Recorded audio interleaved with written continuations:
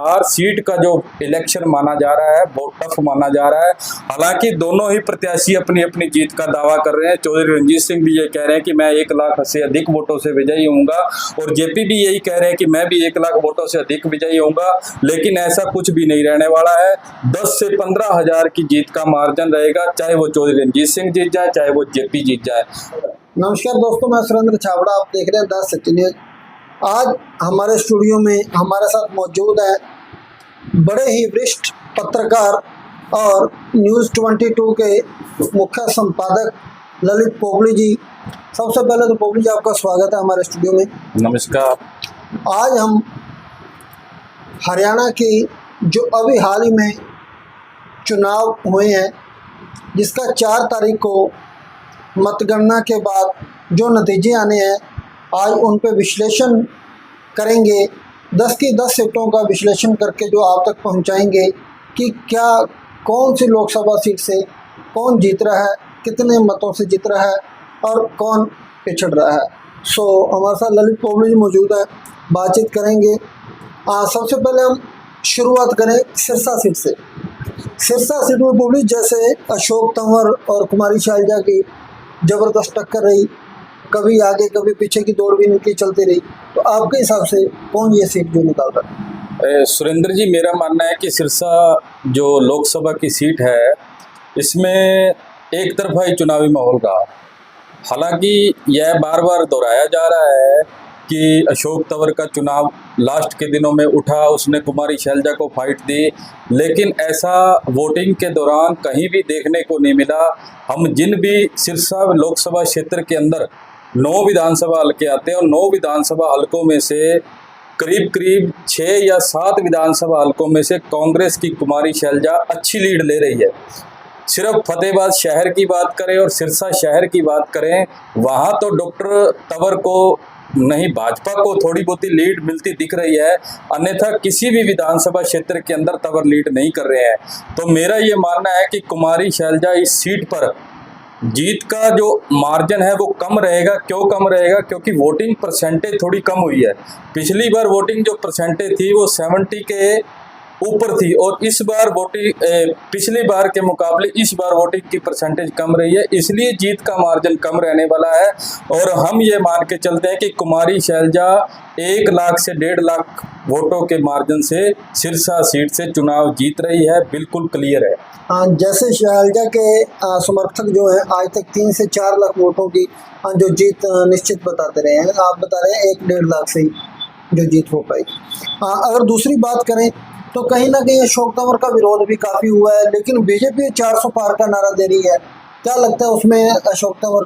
देखिए, इस सीट पर जो विरोध था वो बीजेपी का कम डॉक्टर अशोक तंवर का ज़्यादा था, क्योंकि लोगों को डॉक्टर अशोक तंवर जो है पसंद नहीं आए कैंडिडेट के रूप में, और कुछ किसानों का जो विरोध था वो स्पष्ट विरोध जो है देखने को मिला।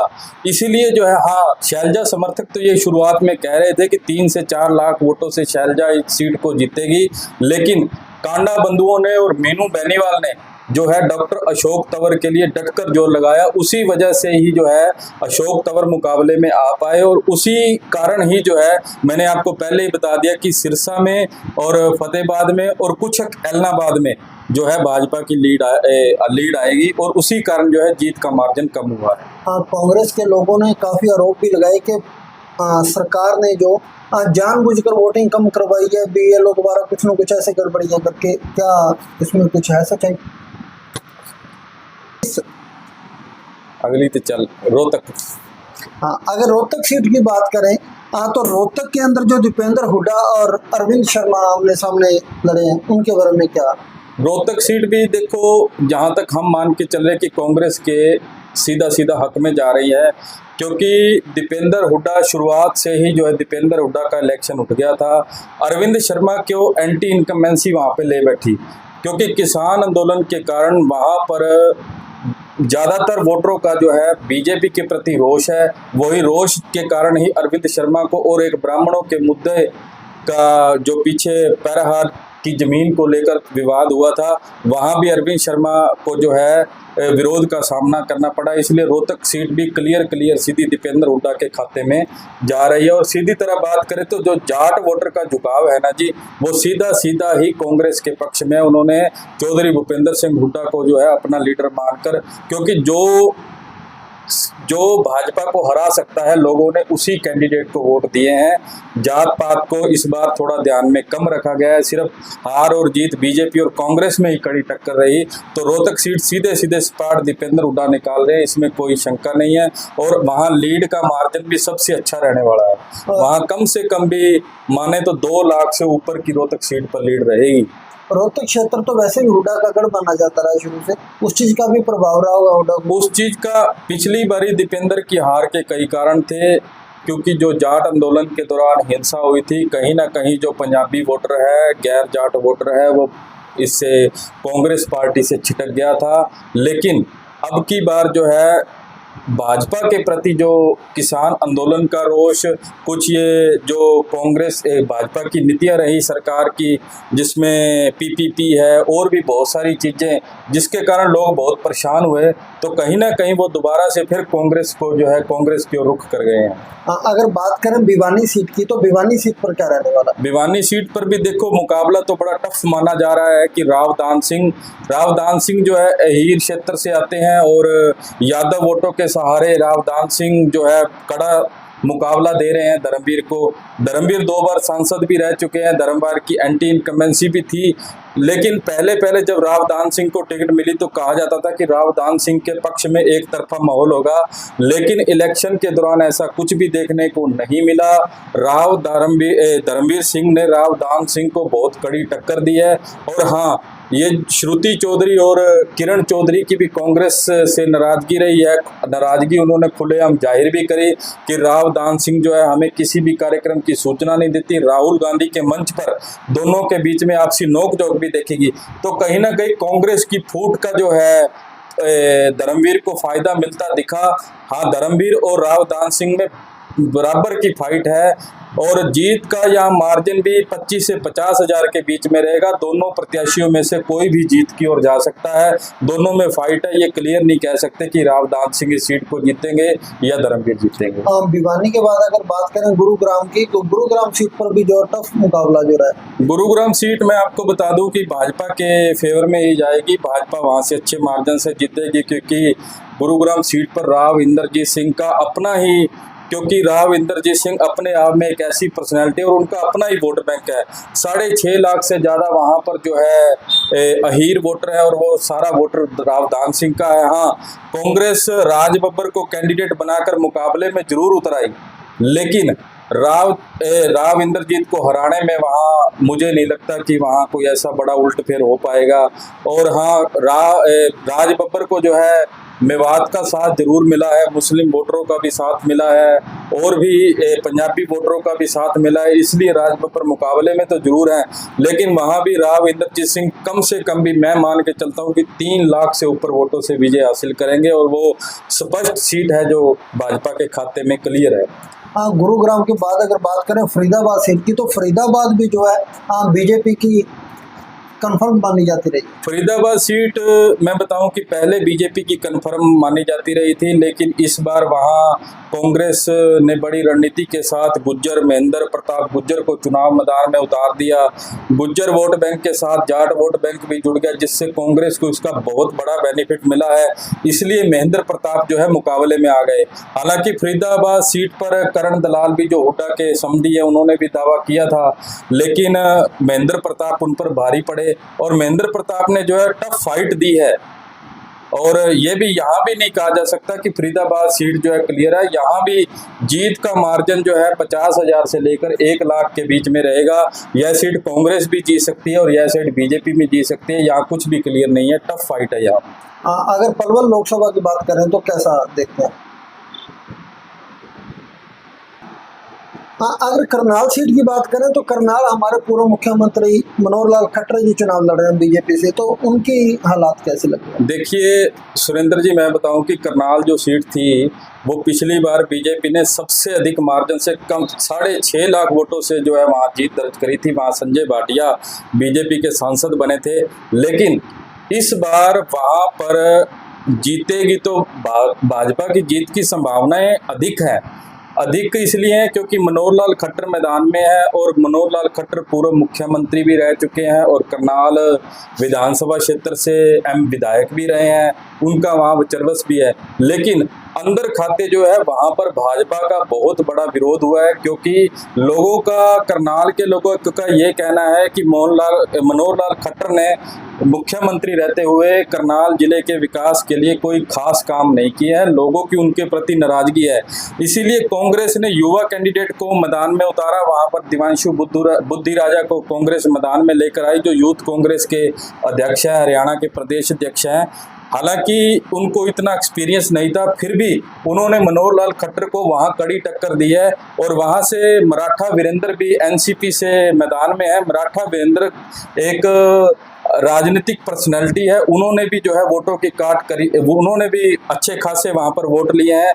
अगर वहां पर सभी पार्टियां एकजुट होकर मनोहर लाल खट्टर के खिलाफ मुकाबले में आती, मराठा वीरेंद्र को या दिवांशु बुद्धि राजा को एक ही कैंडिडेट को मैदान में उतारा जाता, तो निश्चित रूप से करनाल लोकसभा पर बड़ा उलटफेर होता, जो आज उसमें नहीं दिखा रहा। हाँ, जीत आज भाजपा की दिखाई दे रही है, लेकिन बहुत ही कम मार्जिन से 1 से 1.5 लाख के बीच में वहां से करनाल जीत में भाजपा की जीत रहेगी। अगर बात करें जीटी बेल्ट जैसे करनाल, सोनीपत, अंबाला, ये कांग्रेस का गढ़ माना जाता है। हाँ, अगर बात करें अगर सोनीपत लोकसभा को आप कैसे देखें? सोनीपत में क्लियर कांग्रेस की जीत होगी, क्योंकि वहां से सतपाल ब्रह्मचारी जो है मैदान में है और उनके मुकाबले में भाजपा ने विधायक मोहनलाल बड़ोली को, जो कि ब्राह्मण समाज से आते हैं, राई से विधायक है, उनको मैदान में उतारा है। और मोहनलाल बड़ोली तो खुलकर ये कह भी चुके हैं कि उन्हें भीतरघात का बहुत बड़ा सामना करना पड़ा है।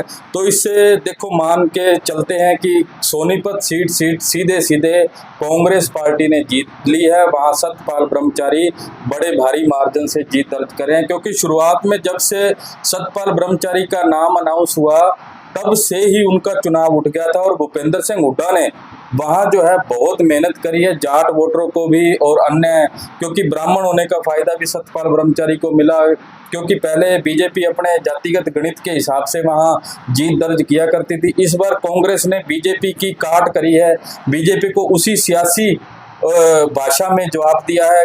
बीजेपी ने जैसे ब्राह्मण चेहरे को मैदान में उतारा, वैसे ही कांग्रेस ने जो है इस बार जाट वोटर की बजाय ब्राह्मण प्रत्याशी को मैदान में उतारा, तो उससे कांग्रेस को बहुत बड़ा बेनिफिट हुआ और सीधे ये सीट जो है कांग्रेस के खाते में जाएगी। सोनीपत के बाद अगर बात करें अंबाला सीट की, तो अंबाला जो है पूर्व गृह राज्य मंत्री जो अनिल विज जी का गृह क्षेत्र भी रहा, तो क्या कहेंगे उसके बारे में? देखो, जीटी बेल्ट में बीजेपी का अच्छा खासा प्रभाव रहा है। अंबाला से पहले बंतो कटारिया के पति थे गुलाम नहीं, हाँ, अंबाला जो सीट, लोकसभा सीट की बात करें तो वहाँ पर बीजेपी पिछले 2014 के चुनाव में, 2019 के चुनाव में विजय हासिल करी। वहाँ बीजेपी ने रतनलाल कटारिया, जिनका निधन हो चुका है, वो वहाँ से सांसद रहे हैं और वो बंतो कटारिया के पति थे। और रतनलाल कटारिया जो है एक बार मिनिस्टर भी रह चुके हैं। और वहाँ बीजेपी को जो है संपैथी का लाभ मिला है कि रतनलाल कटारिया की मृत्यु के बाद यह सीट रिक्त हो गई और इस सीट पर उपचुनाव भी पार्टी ने नहीं करवाया था और अब सीधा ही वहाँ इलेक्शन हुआ है। तो वहाँ बंतो कटारिया और कुछ बंतो कटारिया को जो है पार्टी में संगठन का अनुभव भी है। उन्होंने, क्योंकि जब उनके पति रतनलाल कटारिया चुनाव लड़ा करते थे तो बंतो कटारिया ही चुनाव मैनेजमेंट किया करती थी, चुनाव की कमान संभाला करती थी, तो संगठन का अनुभव बंतो कटारिया के पास है, उसका उसे लाभ मिला। और प्रधानमंत्री मोदी भी उनके लिए वहां पर प्रचार के लिए आए। प्रधानमंत्री मोदी ने वहां रैली भी की और स्वर्गीय रतनलाल कटारिया को अपना मित्र बताते हुए जो है संपैथी से भी वोट जो है बटोरने का काम किया। हाँ, वहां कांग्रेस ने वरुण मुलाना को जो है टिकट देकर चुनाव मैदान में उतारा। वरुण मुलाना जो है, स्वर्गीय मुलाना जो है कांग्रेस के पूर्व प्रदेशाध्यक्ष फूलचंद मुलाना के बेटे हैं और फूलचंद मुलाना ने प्रदेश अध्यक्ष रहते हुए वो शिक्षा मंत्री भी कांग्रेस की सरकार में रह चुके हैं। तो उनका अंबाला के कंस्टिट्यूंसी के अंदर अपना एक प्रभाव है और बहुत उनके प्रभाव के कारण ही जो है वरुण मुलाना के साथ वोटर जुड़े और वरुण मुलाना ने बहुत कड़ी टक्कर दी है बंतो कटारिया को। तो वहां किसी उल्टफेर की संभावना तो मुझे नहीं लगती। वो सीट सीधी सीधी बीजेपी के खाते में जाएगी। ये है कि जीत का मार्जिन भी वहां 1 से 1.5 लाख के बीच में रहने वाला है। आज जैसा कि आपने अब तक 8 सीटों को बहुत ही अच्छे से विश्लेषण करके बताया। अगर बात करें 9वीं सीट कुरुक्षेत्र की आते हैं, कुरुक्षेत्र के अंदर आम आदमी पार्टी और कांग्रेस का गठबंधन जो है, आम आदमी पार्टी के जो प्रत्याशी हैं सुशील गुप्ता और उनकी टक्कर में जो है नवीन जिंदल बहुत बड़े बिजनेसमैन भी हैं और बीजेपी से प्रत्याशी हैं, उनको कैसे देखते हैं? देखिए, कुरुक्षेत्र सीट की बात करें तो कांग्रेस ने ईडी गठबंधन के तहत कुरुक्षेत्र सीट आम आदमी पार्टी को दे दी। आम आदमी पार्टी ने वहां से अपने प्रदेश अध्यक्ष सुशील गुप्ता को मैदान में उतारा। सुशील गुप्ता वैश्य समाज से आते हैं। भाजपा ने वहां से नवीन जिंदल को चुनाव लड़ाया, वो भी वैश्य समाज से आते हैं। तो भाजपा वहां वैश्य, क्योंकि कुरुक्षेत्र सीट पर वैश्य समाज का बहुत्व है, तो भाजपा वहां वैश्य समाज का इस जातिगत के हिसाब से वहां लाभ लेने की फिराक में थी। लेकिन सुशील गुप्ता और आपके वर्करों ने वहां इतनी मेहनत करी कि चुनाव परिणाम को पलटने का काम किया है। वहां भी बहुत बड़ा उल्टफेर होगा। वहां हालांकि वहां से इनेलो से अभय सिंह चौटाला भी मैदान में थे और ये कहा जा रहा था कि अभय सिंह चौटाला अच्छे वोट लेंगे, लेकिन जो सर्वे ये बताता है कि अभय चौटाला 1 लाख के आसपास ही वोट लेंगे और ये सीधा जो अभय सिंह चौटाला के वोट कम हुए हैं वो सीधा लाभ सीधा आम आदमी पार्टी को जा रहा है और आम आदमी पार्टी के वहां सुशील जो गुप्ता है अच्छे मार्जिन से चुनाव जीत रहे हैं। उनकी स्ट्रेटजी जो ये रही कि समस्त हरियाणा के जो आप वर्कर थे उन्होंने घर घर जाकर पार्टी का प्रचार किया, लोगों को आपकी नीतियों के बारे में बताया, यानी कि एक कुशल संगठन और बेहतर काम करने के तरीके के कारण वहां आम आदमी पार्टी के सुशील गुप्ता दोनों कैंडिडेटों को से अच्छी पकड़ बनाते हुए चुनाव जीतने की ओर अग्रसर है। आप अभी अगर बात करें 10वीं सीट, लास्ट सीट जो रह गई है हिसार की अगर बात करें तो जो हमारे रानिया से विधायक हैं चौधरी रंजीत सिंह चौटाला परिवार से हैं और जेल और बिजली मंत्री भी रहे हैं, ये इनके बराबर जो जयप्रकाश जेपी जी हैं, तो इनको किस तरह से आप देखते हैं? इनको टक्कर देखिए, हिसार सीट की अगर हम बात करें तो चौधरी रंजीत सिंह रानिया से अब विधायक नहीं है। वो विधायक थे क्योंकि जैसे उन्होंने भारतीय जनता पार्टी को ज्वाइन कर लिया तो उनकी विधायक से सदस्यता जो है वैसे तो अपने आप ही खत्म हो जाती, क्योंकि जो भी निर्दलीय विधायक किसी पार्टी में शामिल होता है तो उसकी विधायक सदस्यता जो है समाप्त हो जाती है। तो चौधरी रंजीत सिंह अब रानिया के विधायक नहीं है। हाँ, प्रदेश सरकार में कैबिनेट मंत्री जरूर हैं। हाँ, तो भाजपा ने चौधरी रंजीत सिंह, क्योंकि वहाँ जो है हिसार लोकसभा क्षेत्र में 32% वोटर जो है वो जाट वोटर है, इसलिए वो सीट जो है जाट वोटरों की ही मानी जाती है। जाट प्रत्याशी ही वहाँ पर भारी पड़ता है, तो इसलिए भाजपा ने वहाँ पहले नाम तो और भी चर्चा में काफ़ी थे, कुलदीप बिश्नोई का नाम भी चर्चा में था, कैप्टन अभिमन्यु का नाम भी चर्चा में था, लेकिन चौधरी रंजीत सिंह को देवीलाल परिवार और कैबिनेट मंत्री और अच्छे बीजेपी से संबंध होने के कारण मनोहर लाल खट्टर ने इन्हें बीजेपी में ज्वाइन कराया और हिसार से टिकट देकर चुनाव मैदान में उतार दिया। शुरुआत में तो चौधरी रंजीत सिंह इलेक्शन में कहीं नहीं थे, लेकिन जैसे जैसे इलेक्शन के दिन बीतते गए और चौधरी रंजीत सिंह ने वहाँ अपना इलेक्शन बना लिया। लेकिन जो अगर कंस्टिट्यूंसी की बात करें तो हिसार लोकसभा के अंदर भी 9 कंस्टिट्यूंसी आती है। उचाना कला आती है, उकलाना आती है, भवानी खेड़ा, हिसार, हांसी, बरवाड़ा और अगर इनमें जाकर एक एक कंस्टिट्यूंसी में विश्लेषण किया जाए तो उचाना कला और उकलाना से जो है और नारनौल से यहाँ से जेपी बड़ी लीड कर रहे हैं। यहाँ से जेपी कम से कम भी 50 से 70 हज़ार की लीड कर रहे हैं और चौधरी रंजीत सिंह हिसार से, हांसी से और हिसार हांसी और बरवाड़ा से, यहाँ से भवानीखेड़ा, सॉरी भवानीखेड़ा से जो है चौधरी रणजीत सिंह अच्छी लीड कर रहे हैं। लेकिन जो ये कहा जा रहा था कि हिसार शहर में एक तरफा ही माहौल है, वहाँ बीजेपी का साइलेंट वोटर है, वहाँ 70 से 80 हज़ार की बीजेपी को लीड मिलेगी, वहाँ ऐसा कुछ भी नहीं है। ज़्यादा से ज़्यादा हिसार शहर से बीजेपी को 25 से 30 हज़ार वोटों की लीड आ रही है। और उसके अलावा हांसी से भी बीजेपी को 10 से 15 हज़ार की लीड का मार्जिन है। भवानीखेड़ा में बीजेपी को 5 से 10 हज़ार की लीड आ रही है। लेकिन जो उचाना है, जो उकलाना है और वो नारनौंद है, ये सारी लीड को बराबर बराबर कर रहे हैं। इसी वजह से हिसार सीट का जो इलेक्शन माना जा रहा है बहुत टफ माना जा रहा है। हालांकि दोनों ही प्रत्याशी अपनी अपनी जीत का दावा कर रहे हैं। चौधरी रणजीत सिंह भी ये कह रहे हैं कि मैं 1 लाख से अधिक वोटों से विजयी होऊंगा, और जेपी भी यही कह रहे हैं कि मैं भी 1 लाख वोटों से अधिक विजयी होऊंगा। लेकिन ऐसा कुछ भी नहीं रहने वाला है। 10 से 15 हज़ार की जीत का मार्जिन रहेगा, चाहे वो चौधरी रणजीत सिंह जीत जाए, चाहे वो जेपी जीत जाए। अगर उचाना, उकलाना और नारनौंद, अगर ये तीनों सीटों में जेपी 70 हज़ार की करीब लीड ले जाते हैं तो वहां भाजपा के लिए बहुत बड़ी मुसीबत खड़ी होने वाली है। अगर हिसार, क्योंकि उम्मीद के अनुरूप हिसार शहर का जो वोटर है वो मतदान करने के लिए नहीं निकला। हालांकि जिंदल परिवार और बिश्नोई परिवार ये कांग्रेस छोड़कर बीजेपी के साथ आ गए, इसका भाजपा को साथ मिला, चौधरी रणजीत सिंह को भी इसका लाभ मिला।